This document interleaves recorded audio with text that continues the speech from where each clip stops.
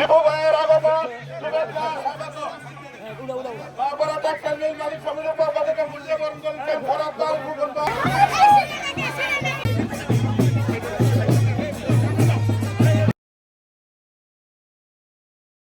বিশেষ দিনে প্রিয়জনকে দিন সাউন্ড এক্সের হেডফোন।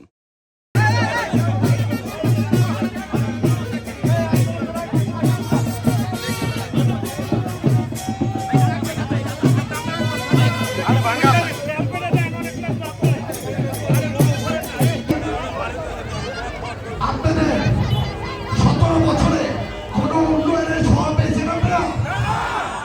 কোনো উন্নয়নের ছোঁয়া পাননি কেন জানেন? তারাবাবু বলেন, লুটপথ বলেন, এমন একজন এসেছিল, সে আপনাদের সন্তান না, সে লুটপথের সন্তান না, সে আপনাদের সুখে তুলেছিল না। আজকে আমি আপনাদেরকে কথা দিয়ে যাই, আমি যদি নির্বাচিত হই, তারাবাবু কোনো ভাষায় কোনো মায়ের মমতা আমি বুঝি, মমতা আটা ময়দা সুজি, স্বাদে গুণগত মানে অতুলনীয়। ছেলে থাকবে না, মেয়ে থাকবে না, ঘরে ঘরে ইনশাআল্লাহ আমরা চাকরির ব্যবস্থা করব। আজকে নোয়াপাড়া দিয়ে হারিয়ে যখন আসছি, রাস্তা রাখি এটা 17 বছর আগে একটি রাস্তা করেছে, কখনো নির্মাণ আর সংস্কার করেনি, ম্যাক্সিমাম রাস্তার কোনো কাজ করে নেই। আপনাদের আজকে স্কুল বলেন, কলেজ বলেন, শুধু সন্ত্রাসী টাকা করেছে। আপনাদের এখানে মাদকের কি অবস্থা? ইনশাআল্লাহ আমি কথা দিয়ে যাই আপনাদেরকে, এই 12 তারিখের পরে যদি কোনো মাদকের ব্যবসায়ী যদি থাকে, ওকে আইনের আওতায় এনে সর্বোচ্চ শাস্তির ব্যবস্থা ইনশাআল্লাহ করবো। কারণ আমাদের দেশটা তারেক রহমান সাহেব একটি কথা বলে গেছে, কথাটা হলো রূপগঞ্জে বৃষ্টি, নারায়ণগঞ্জে বৃষ্টি স্পট আছে, এর মধ্যে উনি উল্লেখ করেছেন তারাবতে আছে। তাই না? তারাবত যারা আছে ওরা সতর্ক হয়ে যান আপনারা। আপনাদেরকে কিন্তু শুধু আমি না, আমাদের দেশটাই তারেক রহমান কিন্তু ছাড়বে না আপনাদেরকে। আজকে আমার মা বোনরা, শিক্ষিত মা বোনরা চাকরি পায় না, আসে সারা বাংলাদেশের মানুষকে নিয়ে আসে, তাদেরকে চাকরি দেবে।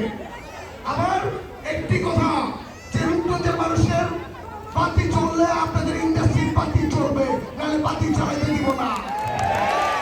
আপনাদের শিক্ষা ব্যবস্থার জন্য স্কুল নাম কি অবস্থা আছে? বাচ্চাদের কি লেখাপড়া করায় মা বাবা বলতে পারবেন?